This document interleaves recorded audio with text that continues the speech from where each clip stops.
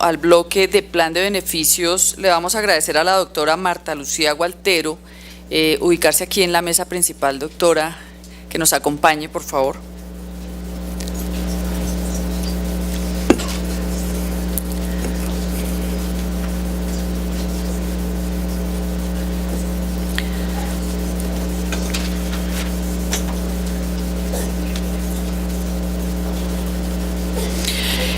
El tema del plan de beneficios es fundamental para que todos como ciudadanos tengamos claridad sobre el alcance de nuestros derechos. Teniendo en cuenta las discusiones que se plantean alrededor del mismo, nos parece importante abordar asuntos como la forma que deben definirse de prestaciones, si éstas tendrán restricciones, y cuál es el impacto de pasar de una combinación de listado negativo y positivo a un listado negativo o de exclusiones. Para ello, damos la bienvenida al doctor Ramiro Guerrero, que es economista de la Universidad de los Andes, máster en Economía del Medio Ambiente y los Recursos Naturales de la Universidad de Maryland y en Política Económica de CERDI, en Francia. Tiene amplio conocimiento teórico y experiencia práctica en políticas públicas en el área de la protección social y la economía de la salud. Se ha desempeñado como director de investigación del Harvard Global Equality Initiative en la Universidad de Harvard en Boston, viceministro de Protección Social en Colombia, investigador en FEDesarrollo y editor de Economía de la revista Semana. Actualmente es el director de Proesa. Doctor Guerrero. Ay, cuidado. Gracias. No, señor, con mucho gusto. ¿Esto es cómo funciona? Ah, creo que la embarré. ¿Cómo es? ¿Cómo se pasan las caminos? ¿De acá? Ok. Buenos días. Muchas gracias. Comienzo por agradecer a la Universidad Central por conducto del presidente de su consejo directivo y de su rector, y a CEMI por la invitación. Lo agradezco a nombre del Centro de Estudios en Protección Social y Economía de la Salud de la Universidad ICESI, el cual dirijo en la actualidad. Voy a compartir con ustedes unas reflexiones sobre el plan de beneficios. Entonces, articulo las reflexiones a lo largo de 5 preguntas, siendo la primera de ellas si en el momento del acto médico se debe considerar exclusivamente el bienestar del paciente individual, únicamente. Recuerdo en este punto unas discusiones que tuve con un médico eminente en un proyecto donde trabajamos hace 4 años produciendo un libro conjuntamente, y fueron unas discusiones en las que logramos aplicar la metodología de consenso por agotamiento. El tipo argumentaba de una forma muy convincente, de hecho, que si yo tengo una persona enfrente y le tengo que dar lo mejor que está en su propio beneficio, es mi deber, yo soy digamos, propender por su beneficio, ofrecerle lo mejor, cuánto cueste, no es problema mío, pero hacer algo distinto es de hecho una falta de ética.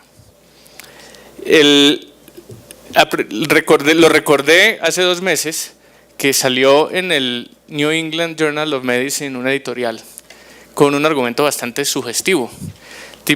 Dice el editorial que en el mundo, bueno, los médicos lo saben mejor que cualquiera, los antibióticos pueden generar resistencia. Y hay toda una conciencia en la comunidad médica sobre la prudencia que hay que tener al formular los antibióticos, porque se pueden desencadenar resistencias que a la larga van a causar un perjuicio colectivo. Entonces, cuando tienen enfrente suyo un paciente que se puede potencialmente beneficiar de un antibiótico porque le va a quitar más rápido de la infección, con mayor seguridad, sin incertidumbre, etcétera, pueden en un momento dado abstenerse de recomendar el mayor beneficio individual en aras de preservar el interés colectivo por la prevención de la resistencia. Es un argumento perfectamente entendido, racional y aplicado en la comunidad médica, y el editorial decía que se puede extender la analogía al caso en el que existe una bolsa de recursos de carácter finito que al formular una terapia que pudiera ser brutalmente costosa, pero apenas marginalmente superior a una alternativa más económica, podría estarle ocasionando un perjuicio al colectivo y por lo tanto el cautelar los recursos públicos también debería ser un criterio que deberían incorporar. Pareció bien planteado el argumento, casi que hace la analogía que se había hecho en estas mismas páginas hace años por Howard Hyatt, un decano de la Escuela de Salud Pública de Harvard, que hacía la analogía con los recursos naturales, que todos sabemos que son finitos, existe una conciencia que se debe preservar. Pues bien, debería haber una conciencia análoga para preservar los recursos disponibles para las prestaciones médicas. Me gusta este argumento además porque está planteado en el lenguaje correcto. En estas discusiones he aprendido que el lenguaje genera anticuerpos. De manera que el que use la palabra, por ejemplo, sostenibilidad fiscal, perdió de entrada en las discusiones en virtud de los anticuerpos intelectuales ya mencionados. Este lo plantea como debe ser. Ahora, ¿debe existir un plan de beneficios? Pues cabe preguntárselo, ¿no? Primero, pues algo de definiciones. ¿Qué es un plan de beneficios? Uno lo puede definir como un conjunto de servicios que se promete a la población, simplemente. Se puede delimitar de varias maneras, a veces lo delimitan en función del valor, yo le cubro hasta tanto, a veces lo delimitan por el riesgo, yo le cubro todo lo que sea de origen de tránsito, de origen laboral, o se puede delimitar por la vía de un listado de servicios. O puede no delimitarse de manera explícita. Hay países que no le dicen, no se casan con un listado, no le dicen a la población cuál va a ser lo que no le dan un contenido concreto a la promesa, lo cual es muy bueno, les facilita, digamos, a los gobiernos escurrir el bulto a la hora de cumplirlo. Ahora, el comprometerse con una lista tiene también un inconveniente y es que le empiezan inmediatamente a cobrar lo que no está en la lista. Entonces, ¿por qué surge la necesidad de los planes? Pues bien, es porque los recursos son finitos. La escasez fundamental de los recursos yo siempre le ilustro con un ejemplo de un comentarista bogotano que escribía a principios del siglo XX escandalizado porque estaban cobrando el agua. ¿Y cómo así? Si todo había sido gratis. Pero resulta que con la medida que crece la aglomeración urbana y la necesidad empieza a ser muy superior a la disponibilidad del recurso, deja de ser gratuito. Algo es finito cuando hay que pagar por él, cuando hay que dar algo a cambio. Entonces todo lo que tenga un precio distinto de cero es por definición finito. Y en este caso hay que descorrer el velo de la ilusión monetaria y considerar los recursos no en términos de pesos, sino simplemente fácilmente en términos de recursos humanos. ¿Son finitos? Pues yo lo ilustro con un ejemplo en carne propia. El 7 de mayo pedí una cita con un endocrinólogo para una diabetes que tengo recién diagnosticada y me la dieron para el 21 de agosto. Entonces, ¿son finitos los recursos? Evidentemente que lo son y se manifiesta de forma bastante patente en el caso de los especialistas. Entonces, existe una brecha entre lo que quisiéramos dar y lo que es factible proveer con los recursos disponibles, brecha que desafortunadamente se agranda con el paso de las décadas en virtud del crecimiento del envejecimiento de la población. La demografía es un factor muy importante, las expectativas son mayores, pero sobre todo por la tecnología. Hay muchos estudios cuantitativos que buscan establecer cuál es el origen del crecimiento en los costos a lo largo de las últimas 4 décadas y la innovación tecnológica ocupa un lugar preponderante, dominando muy por encima de la demografía. Entonces, cuando hay menos de lo que se quisiera, cuando hay más necesidades que recursos, toca racionar. Los politólogos desaconsejan el uso de la palabra racionamiento porque tiene unas connotaciones negativas. Se asocia pues a las filas en la Segunda Guerra Mundial, cada uno pues ahí por su media libra de carne, pero yo la uso de todas maneras.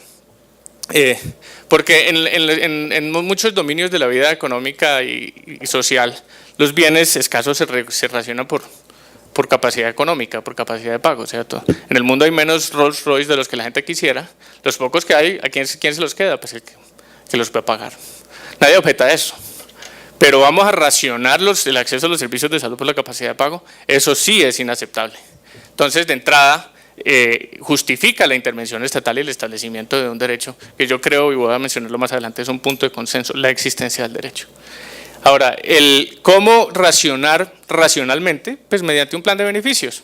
Y ahí derivé la etimología, ración, hace parte de la palabra racionalidad, que a su vez viene de razón, o sea que no es tiene una etimología bastante respetable la palabra racionamiento, entendida en el buen sentido de la palabra. Entonces, un plan de beneficios se justifica por 5 razones básicamente: por equidad horizontal, 2 personas sin distingo de su raza, condición, etcétera, que tengan el mismo problema de salud deberían tener un tratamiento o acceso a unos servicios similares. facilita la rendición de cuentas. Si el Estado no se casa con una lista, pues ¿cómo va a rendir cuentas? Se escurre el bulto muy fácilmente, como lo dije al principio, por transparencia, por exigibilidad y por sostenibilidad. Pero un atributo sine qua non de la existencia de un plan de beneficios es la existencia de límites. Por eso la discusión en Colombia no está tanto en torno a la existencia del derecho, que está más que justificada como un conjunto básico de servicios que por lo demás materializa el principio de igualdad de oportunidades. La discusión, creo yo, está no, repito, en la existencia de ese mínimo, sino en la imposibilidad de poder establecer un máximo en las tecnologías cubiertas. Decía el magistrado Palacio que citaba entre las inexigibilidades las restricciones al acceso de tecnologías. Entonces, ahí es donde creo que está la discusión. Ahora, ¿cómo debe ser el plan? Yo creo que en Colombia cometimos una chambonada histórica hace muchos, ya décadas, y es que se estableció una lista sin posibilidad de excepciones. Y eso es un error, porque los médicos lo saben mejor que nadie. Si uno está en un hospital y le da una infección que resulta ser resistente al antibiótico que está en el POS, los médicos no se pueden quedar esperando a que algún día al gobierno se le ocurra meter esa vaina al POS, pues tienen que correr a salvarlo a uno, eso es lógico, y lo agradece uno si uno es el paciente.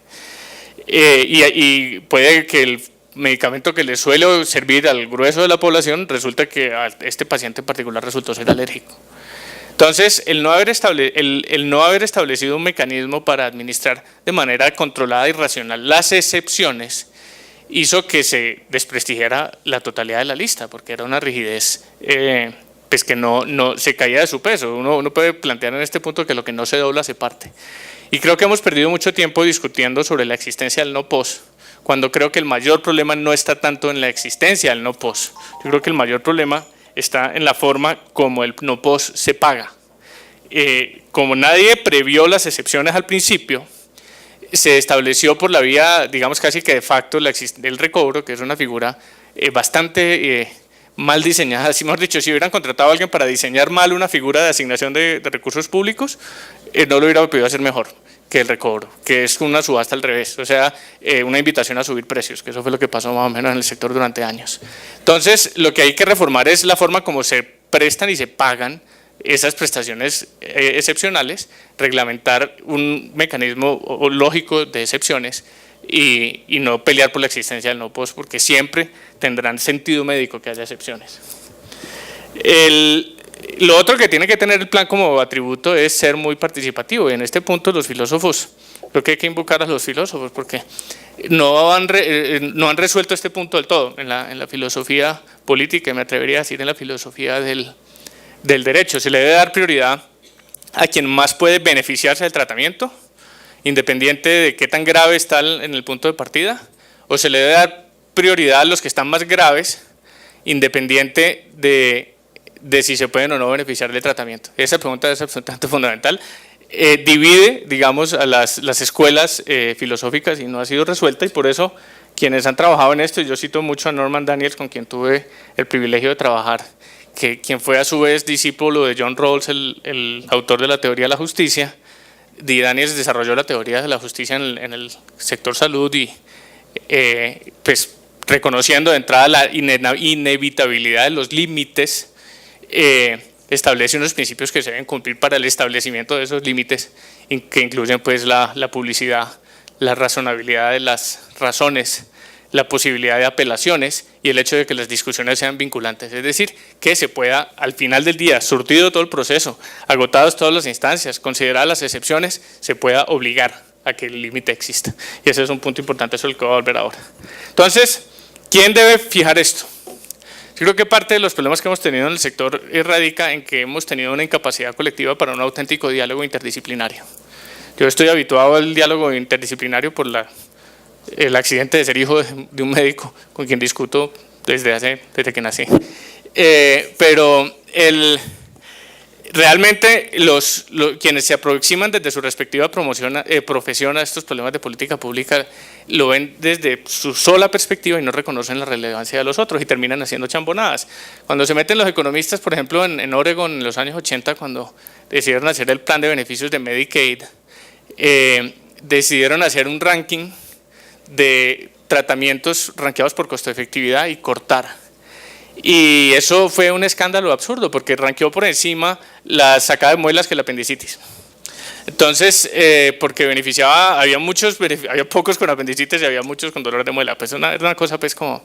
Entonces, una cosa es saber, porque la economía es la ciencia de la asignación de recursos escasos a fines alternativos, una cosa es establecer criterios muy generales para tipos de servicios, poblaciones, pero otra cosa es la asignación que a veces llamo microvascular de los recursos. Eso ya es un asunto del médico, hermano, usted no sabe de eso, no se meta.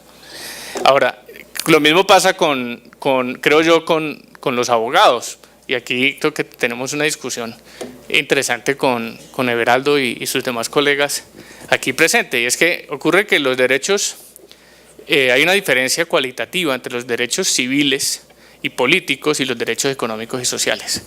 En los derechos civiles, que son más antiguos, de lo que se trata es de impedir que el Estado viole la libertad de expresión, por decir algo. De lo que se trata es de restringir al Estado, mientras que en los derechos económicos y sociales de lo que se trata es de pedirle al Estado que haga. En un caso es de decirle al Estado absténgase y en el otro caso es decirle al Estado haga. Y cuando se trata de decirle al Estado haga, la obligación positiva de hacer tiene una característica que la distingue de los otros derechos y es que deja de ser una cuestión binaria. Cuando uno obliga al Estado a proveer un servicio público como digamos el agua, inmediatamente surge digamos que sale una ley que dice ahí tiene que haber agua para todos, gratis. Inmediatamente surge la pregunta, ¿cuánto? Yo le voy a dar 1 metro cúbico, le voy a dar 3 metros cúbicos, le voy a dar… ¿Cuál va a ser el nivel de provisión? Cuando uno habla de servicios públicos, por su esencia, connota la noción de nivel de provisión. Y eso es una variable continua, no una cuestión binaria. Pero todas las herramientas del derecho están diseñadas para considerar cosas binarias. Diga sí o no si violó el derecho, diga sí o no si está prestando el servicio. Cuando debería ser una cuestión de qué tanto. Y las cortes no están hechas para decir qué tanto, sino para decir sí o no. Entonces yo creo que… Y lo otro es que cuando se trata de proveer servicios públicos, eso involucra cobrarle impuestos a la población. Y yo tengo entendido que desde la primera constitución que hubo en la historia y todas las demás que ha habido sin excepción, se invoca el principio de que no puede haber tributación sin representación, que tiene a su vez un corolario, y es que no se puede asignar gasto público si no es por un representante. Si el Estado me va a sacar plata a mí del bolsillo, yo debo tener derecho a elegir a alguien que decida en qué se va a gastar. Correcto, eso es como un principio fundacional del constitucionalismo, pues según entiendo, pues aquí me van a corregir porque tampoco es que sea tan experto en la materia, pero entonces cuando vamos a proveer… vamos a decidir si vamos a proveer este servicio a este nivel o a este otro nivel, considerando otros servicios sociales como la educación, donde yo personalmente creo que debería duplicarse el gasto público, surge la pregunta, bueno, ¿eso es algo en lo que tiene que decir el Congreso o es algo que va a quedar, digamos, por fuera de la atribución del Congreso? Yo pienso que en el caso de los servicios de salud, los congresos deben decidir los presupuestos y debe el Ejecutivo, haciéndolo bien, previendo las excepciones, con toda la participación, con todos los principios que invoca Norman Daniels, debe ser del Ejecutivo la facultad de establecer el límite a las tecnologías, básicamente, que se van a prestar. Pero bueno, creo que ese es el fondo de la discusión que nos convoca ahora. Ya para terminar, ¿qué está en juego? Bueno, un punto… Hablé de los economistas, hablé de los abogados, ya en la parte de los médicos está el debate sobre la autorregulación, que a mí siempre me ha parecido que conlleva una paradoja en sí misma, y es que todos somos libres de autorregularnos, como personas y como grupos de personas. Uno no tiene que ir al Congreso a sacar una ley para autorregularse, es casi que una contradicción en los términos. Que si es así, si se entiende así la autorregulación, creo que es innecesaria, pues en virtud de lo que acabo de decir. Ahora, si la autorregulación se fuera a entender como decirle al Estado, usted no se meta aquí, querría decir que hay todo un territorio de la administración y 40 billones de impuestos que le están vedados al Estado porque él no se puede meter a regular, y no creo que esa sea la connotación. Yo creo que la connotación que más tendría sentido de la autorregulación es más como de un control de pares, y el control de pares lo ve uno, yo que trabajo en una universidad, no solo sensato, sino que es lo único posible en determinados ámbitos. Nadie va a un profesor que sabe 10 veces más que el funcionario del gobierno de determinado tema a decirle qué hacer o qué no hacer. Por lo general son los pares los que se controlan, pero yo creo que esa autorregulación que se configure debe ser una construcción colectiva que debe involucrar mecanismos de sanción y eventualmente posibilidad de que el Estado, a través de sus ramas del poder público y de sus agentes, pueda entrar a sancionar, a controlar o a tomar ciertas decisiones en un determinado momento y no verlo pues como una cosa donde nadie se puede meter. Entonces termino con cuál es el alcance verdadero de la ley estatutaria. Yo creo que todavía no sabemos, faltan dos cosas: que salga la sentencia completa y segundo, que se interprete y que la gente la digiera y que empiece el día a día a ver cómo funciona. Pero lo que está en juego es muy importante porque hemos hablado de que es necesario aumentar los recursos para la salud. Yo también creo que posiblemente, sí, mejor dicho, se deben. Hay muchas necesidades y el volumen de recursos posiblemente tenga que incrementarse. Pero yo creo que más que el nivel, el cuánto gasta uno, lo importante es cómo gasta uno. Y yo siempre uso el ejemplo de Estados Unidos, que es un mal ejemplo en muchísimos sentidos, pero es el país del mundo que más gasta en salud de lejos. Los tipos se gastan por per cápita como $8.000 al año, se gastan casi 18% del Producto Interno Bruto y no alcanza para todo lo que quisieran. Nosotros gastamos la 20ª parte. Ahora bien, uno compara a los gringos con los canadienses o con los ingleses y se da cuenta que los ingleses, por decir solo un ejemplo, gastan la mitad de lo que gastan en Estados Unidos y sin embargo logran mejores resultados en salud. O sea que gastar más no es generar más salud, se trata más de gastar bien que de gastar más. Y yo creo que la disposición que prohibiría, si se llegara a interpretar de esa manera, el restringir determinadas tecnologías puede conducir a que se gaste mal en determinados contextos, en detrimento, por ejemplo, uno de los defectos que se ha documentado en la literatura que ha tenido la litigiosidad en salud es que tiene un sesgo curativo y estaban crónicamente desfinanciados los programas de promoción y prevención porque son de la misma bolsa, pero pues nadie pone una tutela para algo preventivo porque pues todavía no ha sentido la dolencia. De manera que yo creo que esa disposición en particular y el artículo aquel que habla de que los medicamentos sí son efectivos o no serán o no susceptibles de financiarse con recursos públicos, yo creo que esa debe ser, esa decisión con todos los principios que ya mencioné debe seguir siendo una decisión del Ejecutivo al final, a fin de asegurar nada más que podamos invertir los recursos, cualquiera que sean los que el gobierno o el Congreso nos afore, los podamos invertir para producir el mayor beneficio en salud posible. Muchas gracias.